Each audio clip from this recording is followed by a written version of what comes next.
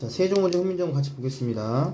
처음에 제목이 생종, 엉쟁, 훈민정음이라 나왔죠. 이렇게 보면 초성, 중성, 종성을 다 갖춰서 적었는데 한자 음의 뒤에 있을 때만 이렇게 초성, 중성, 종성 다 갖춥니다. 중이라는 글자를 봤을 때도 디귿, 유, 이응을 갖췄네요. 여기도 봤을 때도 자라는 글자지만은 짱이라고 해가지고 초성, 중성, 종성을 다 갖춘 형태가 되어 있습니다. 이런 것들을 동국 정운식 한자음 표기를 하고요. 동국이라는 것이 중국을 기준으로 했을 때 동쪽 나라의 정운식 표기다 라는 뜻입니다. 초성, 중성, 종성을 다 갖춰야지만이 그 당시에 한자를 위대하다 생각했기 때문에 위대한 한자를 감히 이 서민들이라 쓰는 천박한 글자가 표현하려면 초성, 중성, 종성을 다 갖춰야 됐었다. 그리고 실제 이제 이것은 만약에 이응을 원래 안 읽는 거지만 읽어보면 생종, 엉쟁, 훈민정음이라고 되기 때문에 약간은 중국어와 비슷한 느낌을 준다. 그래서 이런 한자음 표기를 썼고요. 이것은 중세 전기에만 썼기 때문에 이것만 가지고도 이게 중세 전기운원이구나 라는 것을 알 수 있습니다. 그럼 이제 제목을 해석하는 문제가 시험으로 나오기도 하는데 세종어제 훈민정음의 뜻이 뭐냐면 세종이 직접 만든 백성을 훈계하는 바른 소리란 뜻입니다. 그리고 훈민정음이라는 말에는 표현법이 여기까지 더 있는데 훈민정음도 되고요, 정음도 되고요, 그 다음에 언문이라는 말도 있습니다. 전부 똑같은 말이고요. 그래서 제목 설명이 끝났습니다. 자, 봤더니 맨 끝에 음자가 좀 희한하게 생겼죠. 이응, 미음을 써야 텐데 그 이응이 그냥 여린 히읗으로 있습니다. 이 여린 히읗에 대한 기능이 문제로 나오기도 하는데, 자, 여린 히읗의 기능을 좀 정리해 봅시다. 그러면 자, 여린 히읗의 기능. 첫 번째 기능. 첫 번째와 두 번째 기능은 전부 다 동국정운식에 관련된 기능입니다. 첫 번째 기능은 한자 초성, 이응을 표기하기 위해 썼다. 근데 이응의 종류가 두 개죠. 꼭지 달린 이응은 소리가 있는 거기 때문에 꼭지 달린 이응을 표기한 게 아니라 꼭지 없는 이응을 표기하기 위한 것이다.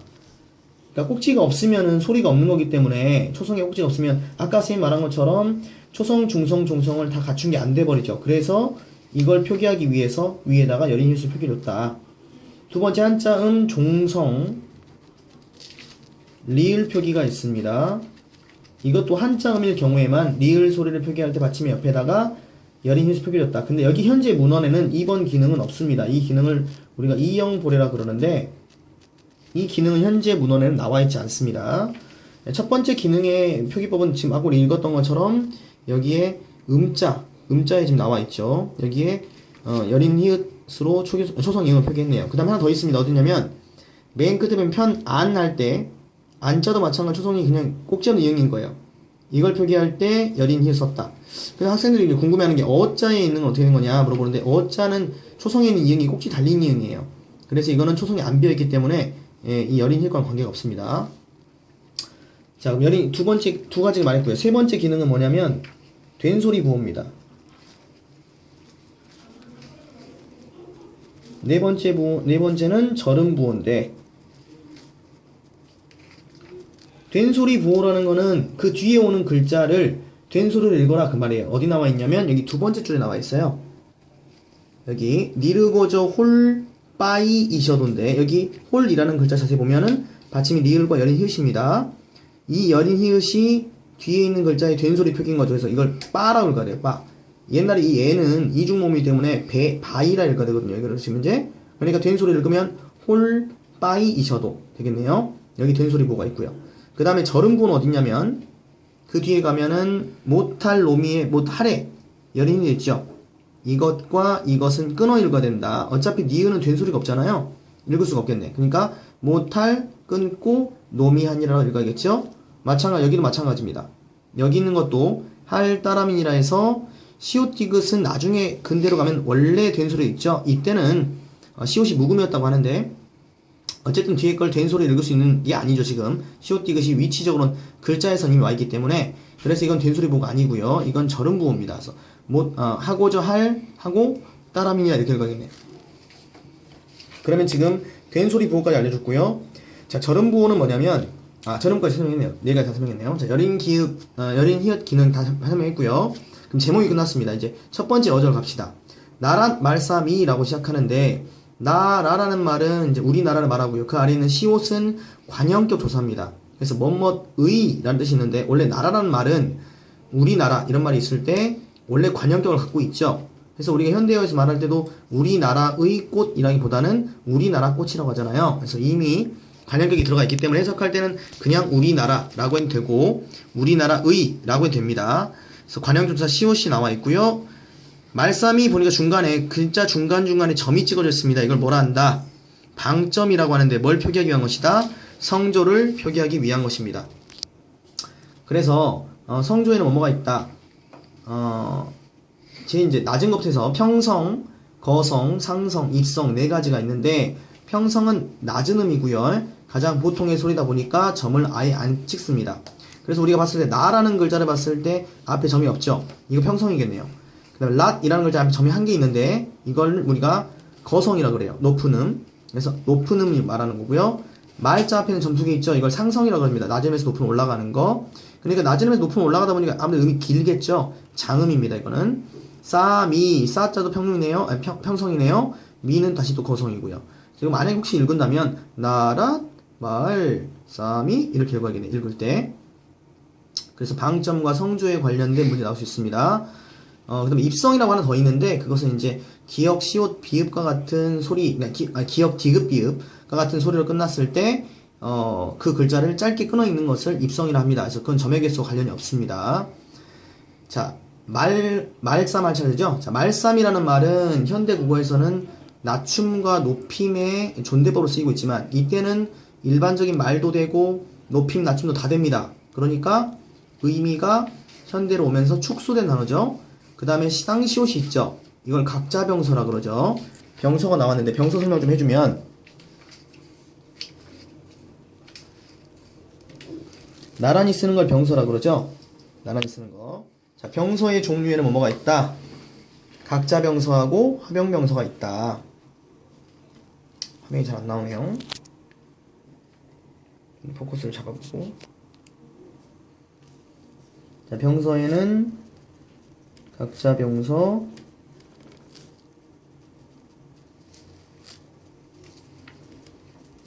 화병병서가 있는데, 자, 이제 포커스 잘 맞네요. 자, 각자병서는 이 각자가 개인 각자예요. 개인이라면 한 명이잖아, 한 명. 그러니까 글자가 한 개가 나란히 써져 있다 그 말이죠.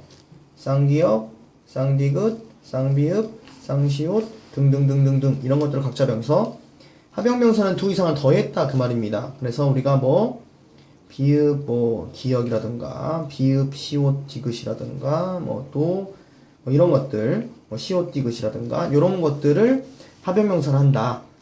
그래서 이거 앞에 이름을 부를 때는 앞에 걸로 이름을 불러요. 비읍계 화병병서, 이건 비읍 시옷계, 이건 시옷계 이런 식으로 부르는데, 자, 이거 화병병서 이건 더해져 있는 거죠. 그러니까 여기서 중요한 포인트가 하나 더 있는 게 뭐냐면 어두자음군이라는 게 있어요. 말 머리에 자음이 떼거지로 뭉쳐있다 그 말인데 여기 각자병서가 초성에 왔을 때는 이런 글자는 어두자음군이 아닙니다. 자, 왜 아니냐면 소리의 종류는 하나밖에 없기 때문에. 화병병서는 이렇게 왔다. 그러면 두 개의 종류가 있네요. 그래서 이건 어두자음군이 맞습니다. 그런데 하나 예외가 있어요. 이런 글자가 왔다. 이건 어두자음군이 또 아니에요. 왜냐?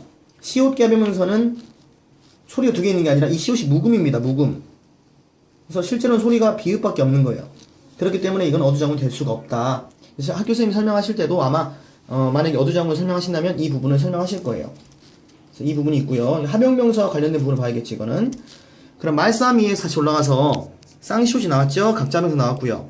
그 다음에 미음 받침이 있는데 미음 받침을 이로 연결했네요. 그러니까 이어 적기 있으면 여기 아래 이어 적기 써있네요. 그 다음에 주격조사 이죠. 이 이는 주격조사 이가 쓰였다. 중국애 할 때 애는 중국과 달라예요. 그러니까 이 애는 뭐라 하냐면 우리가 비교 부사격 조사라는데 현대 국어에 어떤 것들이 뭐뭐 보다 뭐뭐처럼 뭐뭐 같이 이런 것들이 있고 와 과는 여기 지금 이게 와라 했죠 아까. 와 과는 서술어에 따라서 달라질 수 있는데 비슷하다 똑같다 다르다 이런 말들이 오면은 그때만 비교 부사격입니다. 그래서 여긴 지금 뒤에 다르다는 말이 왔기 때문에 비교 부사조사 쓰였고요. 중 이라는 글자도 디귿 플러스 반모음 이 플러스 우 플러스 이응이죠. 그래서 디귿과 반모음 이가 만났기 때문에 디귿이 지읒으로 바뀌어야 되는데 안 바뀌었다. 그래서 국외음화가 아직 안 됐고요. 중국과 달아. 자, 달아는 이제 리을 활용법이라는 게 있는데 어간에 리을 받침 있는 것들은 중세 또는 근대 국어에서는 활용법이 따로 있었습니다. 그래서 이제 이 중세 전기에는 리을 이응, 그래서 달아라 하고요. 후기가 되면 리을이 돼서 달라라고 쓰고요. 근대에 가면은 리을 니은이 돼서 달나라고 씁니다. 이거는 시험에 많이 나오진 않습니다. 학교에서 말해줬을 때만 신경 쓰시면 되고요. 여기 나온 것처럼 어쨌든 이게 달나기 때문에 연결음이죠. 그래서 모음조화를 지켰다는 거지. 양성모음 아에다가 아가 붙었으니까. 문자화로, 그때 당시 문자는 한자밖에 없죠. 해석할 때 한자화는 서로 사마띠에 D가 있는데 D가 지금 디귿과 이가 만났는데 안 바뀌었네요. 국외음화 안 됐고요. 사마따는 원래 치읓 받침입니다. 원형이. 원형을 써주면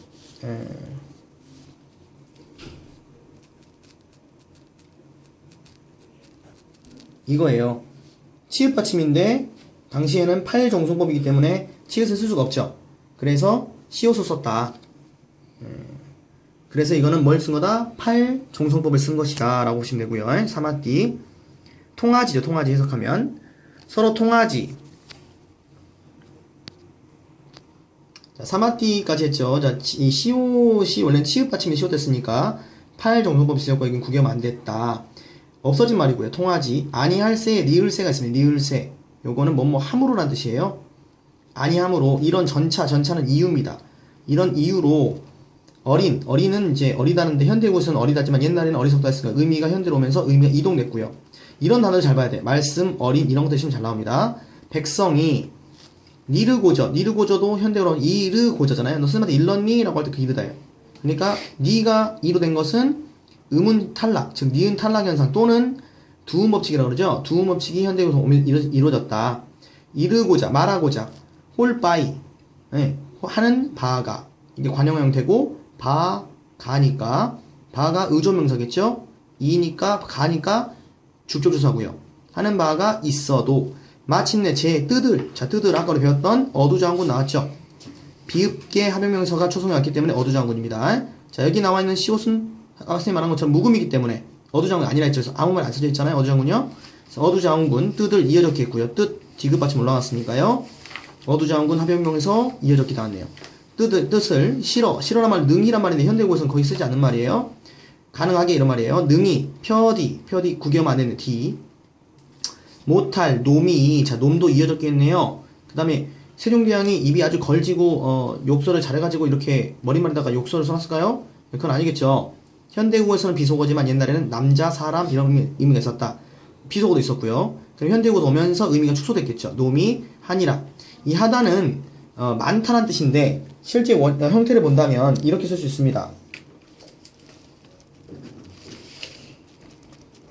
하다의 종류가 이렇게 두 가지가 있습니다. 위에 있는 하다는 크다 또는 많다예요. 아래 거는 현대국어의 하다고요. 그러면 위에 있는 크다 많다의 하다는 이거는 없어졌어요. 소멸된 단어야. 소멸된 단어. 그런데 여기 있는 하다는 나중에 이제 이 아래아가 변형되죠.